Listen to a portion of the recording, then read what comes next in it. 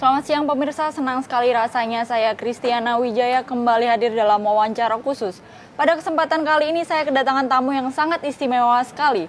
Beliau merupakan Bupati dari Katingan, Kalimantan Tengah, Bapak Ahmad Yantengli. Selamat siang Bapak. Selamat siang. Terima kasih banyak atas waktunya Bapak mau menyempatkan diri untuk hadir di sini. Sama-sama. Ya Bapak, sebenarnya kalau saya boleh jujur, sebenarnya saya agak kurang tahu sih letak posisi kota ini tuh sebenarnya di mana sih Pak? Berarti agak terasing ya. Ya kalau letak daerah kita adalah berada di Pulau Kalimantan. Saya sering mengatakan bahwa Kalimantan itu adalah di tengah-tengahnya Republik Indonesia dan provinsi kita adalah Provinsi Kalimantan Tengah itu berada di tengah-tengahnya Kalimantan dan Kabupaten Katingan itu berada di tengah-tengahnya Kalimantan Tengah. Jadi memang pas di tengah-tengah gitu ya Pak? Alhamdulillah kita dianugerahkan berada di tengah-tengah. Kalau kita dengar Pulau Kalimantan kan tentunya kalau Kalimantan terkenal dengan sumber daya alamnya yang banyak sekali kan Bapak. Apa saja sih sebenarnya kelebihan dari kota ini, kota Katingan ini Bapak? Ya, kalau Kabupaten Katingan, maaf Kabupaten. Oh iya, Kabupaten. Jadi Kabupaten Katingan ini memang kalau berbicara sumber daya alamnya cukup potensial. Dari sektor kehutanan, pertambangan, perkebunan, dan tanaman pangan dan lain sebagainya masih punya banyak hal yang bisa dikembangkan di sana. Cuma ada beberapa kendala yang harus kita persiapkan dari sisi pemerintah dalam rangka menunjang. Untuk menunjang infrastruktur itu ya Bapak, lebih ke bisa mengembangkan dan meningkatkan manfaat dari seluruh itu. Oh gitu. Kalau untuk pariwisata sendiri Bapak bisa dijelaskan? Kalau dari pariwisata kita sebenarnya dari sisi lingkungan, karena luas wilayah Katingan itu 2 juta hektar, itu 37,7% itu dari seluruh luasan yang ada itu adalah luasan hutan yang dipertahankan. Jadi hutan itu ada dua, ada hutan yang dimanfaatkan, ada hutan yang dipertahankan. Nah, hutan yang dipertahankan ini ada bentuk konservasi, hutan lindung, hutan restorasi, dan kebun raya. Jadi memang menarik sekali ya Bapak. Jadi keadaan kalau hutan di sana. Lingkungan, alhamdulillah dan kita tetap konsisten untuk itu. Artinya 37,7% ini memang kita pertahankan. Dan kemudian untuk hutan itu sendiri Pak? Bukan untuk hutan, untuk kelestarian hutan. Oh. Ada lagi hutan yang dimanfaatkan. Nah, hutan yang dimanfaatkan ini seperti hak penggunaan hutan, pemanfaatan hutan yaitu HPH kalau dinamakan sekarang itu HPH, HTI dan lain sebagainya. Itu lain daripada yang itu. Itu wilayah yang lain lagi, kepentingan yang lain. Gitu. Kalau untuk ini Bapak desa wisata? Nah, kalau dalam konteks budaya, nah ini tadi lingkungan, kemudian budaya. Nah, budaya ini satu hal yang sangat strategis saya pikir karena di daerah kita itu kan suku aslinya adalah suku Dayak. Suku Dayak, benar Bapak. Nah, suku Dayak ini ada sebuah keyakinan dan diperjuangkan menjadi sebuah agama yang namanya Keharingan. Yang mana saat ini Keharingan itu berintegrasi dengan Hindu. Jadi gitu secara nasionalnya berintegrasi, bergabung dengan Hindu. Tapi mereka mempunyai sebuah tata cara tersendiri, keyakinan tersendiri, tapi mirip-mirip di dalam pelaksanaannya. Tapi sebenarnya bukan Hindu, tapi mirip dengan jadi, Hindu ya Pak? Makanya digabungkan dalam hal ini. Ini adalah sebuah keunikan. Bahkan beberapa teman yang berpendapat bahwa agama suku yang masih bisa bertahan sampai saat ini adalah Keharingan itu. Karena agama itu tidak dimiliki oleh suku lain. Suku lain, berarti cuma suku itu aja ya? Suku Dayak. Menarik Bapak. Kalau dia tidak suku Dayak, dia tidak berkeyakinan. Iya.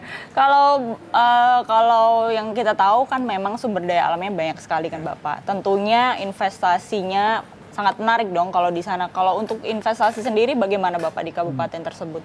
Makanya kalau dari sisi investasi sangat menarik, tapi ini belum bisa dikelola dengan baik dan seluruh perizinan yang ada pun sudah diberikan oleh Bupati sebelum kita. Namun ini belum bisa digerakkan karena persoalan infrastruktur. Jadi ini tugas saya bagaimana membenahi infrastruktur yang ada ini agar bisa berkembang. Agar investasi semakin baik lagi ya Pak. Baik, sumber daya manusianya kita tingkatkan. Nah, makanya saya punya visi bagaimana mewujud Katingan cerdas, Katingan sehat, dan Katingan terbuka. Terbuka maksudnya terbuka untuk investasi? Terbuka untuk investasi, terbuka secara infrastruktur, terbuka bagaimana orang bisa masuk ke Katingan. Baik pun secara sekarang bagaimana dia terbuka secara informasi kepada publik, kepada seluruh masyarakat di Indonesia maupun juga masyarakat dunia kapan perlu kan. Iya, kalau Bapak sendiri yang tadi bilang bahwa ingin mewujudkan sebuah kabupaten yang terbuka. Kalau untuk infrastruktur sendiri, jalanan yang di sana sebenarnya jalan gimana, yang sudah tersedia itu dari kebutuhan sebenarnya kita itu kurang lebih 500 km. Itu jalan kabupaten. Yang sudah dilaksanakan baik yang beraspal maupun yang belum itu berkisar 120 tambah 50 sekitar 170 kilo aja. Jadi masih belum separuh yang harus kita anukan lagi untuk bisa menjangkau sampai ke pelosok-pelosok desa dan sebagainya. Jadi memang perlu pembangunan lebih lagi ya, Pak? Lagi. Nah, yang menjadi kendala adalah struktur anggaran. Oh. Nah, yang saya katakan tadi, jadi struktur anggaran ini yang dimana untuk belanja pegawai dan rutinnya itu 40%, belanja pendidikan 20% sudah 60%, belanja kesehatan 15%, 75%, bagi-bagi dengan yang lainnya 25%. Kapan infrastruktur itu bisa selesai? Benar. Maka saya membuat terobosan sebanyak 60 km kemarin. Saya meminta bantuan kepada HPH. Kebetulan di sana perusahaan yang berjalan itu adalah HPH, Pembangunan Kayu itu sudah berjalan puluhan tahun ini. Saya meminta bantuan untuk mereka bangun jalan ini untuk masyarakat sepanjang tahun ini kita targetkan 60 km bisa terbuka. Iya, jadi memang lebih ke fokus ke jalan ya, Pak. Kalau mengharapkan pemerintah kan uangnya terbatas. Jadi lama juga turunnya ya, Pak. Kita sudah bikin MOU dengan mereka, nanti dilimpahkan kepada pemerintah daerah setelah selesai. Oh gitu. Kalau ada bandara nggak sih sebenarnya, Pak, di sana? Nah, dalam konteks mewujudkan Katingan terbuka tadi kita sudah merencanakan bekerja sama dengan berkonsultasi terus dengan Pak Gubernur untuk mempersiapkan lahan bandara, mengingat bandara Palangkaraya, Jalan Cirikriwut itu sulit untuk dikembangkan lagi dalam konteks penerbangan komersial. Maka kita mempersiapkan, sekarang kita persiapkan set lokasi dan sebagainya, bahkan mudah-mudahan ke depan kita bisa pembebasan lahan sehingga impian ini bisa diwujudkan. Jadi memang kalau ada bandara kan orang mudah datang ke sana ya, Pak. Ya, kalau begitu kalau yang saya dengar nih akhir-akhir ini nih, Pak, Kabupaten Katingan ini dia mau pengen bikin kabupaten layak anak. Ya. Jadi gini, gimana sih itu, Pak? Makanya dalam konteks mewujudkan Katingan sehat, Katingan cerdas tadi, tentunya sangat erat kaitannya dengan kabupaten layak anak. Saya sudah berkunjung ke beberapa kabupaten untuk melihat sesungguhnya bagaimana. Jadi sebenarnya layak anak ini, bagaimana kita memperlakukan anak itu sebelum lahir. Sebenarnya. Oh, jadi sebelum lahir udah ada programnya ya, Pak? Ya, jadi harus ada programnya mulai dari sebelum lahir sampai kepada dia berpikir dewasa, artinya sampai batasan 18 tahun atau lulus SLTA.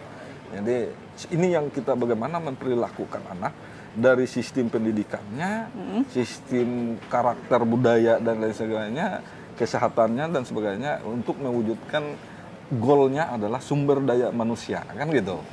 Jadi memang yang tangguh dan cerdas kan gitu. Jadi memang untuk membentuk generasi-generasi penerus ya, Pak. Benar sekali ya. Nah, itu. Oh, begitu. Itu sebenarnya konteks yang namanya layak anak itu sebenarnya. Dan itu sudah kita lakukan sebenarnya. Cuma belum di-set, belum terprogres sedemikian rupa secara komprehensif. Sehingga dilakukan oleh masing-masing pihak. Tugas swasta begini, tugas pemerintah begini, tugas ibu rumah tangga, keluarga dan sebagainya. Gitu. Kita belum memprogreskan secara terstruktur, terprogram. Ini sebenarnya sudah programnya berlangsung. Udah ada ya, Pak? Berarti sudah memang berlangsung, cuma belum distrukturisasi supaya dia menjadi sebuah program yang terpadu. Iya. Itu yang sesungguhnya yang. Dan nantinya biar anak-anak ini jadi penerus di kabupaten ini kan, Pak?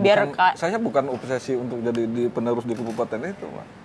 Penerus generasi umat manusia ke depan. Umat manusia, jadi lebih general ya, Pak? Jangan dikongkongkan orang Katingan tidak bisa berkarya di Jakarta, kan benar, gitu.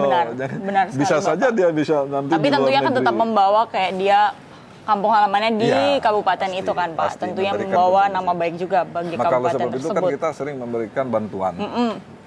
siswa untuk bisa bersekolah. orientasinya saya katakan, jangan kita menyekolahkan dia hanya untuk mengabdi di Katingan. Ya.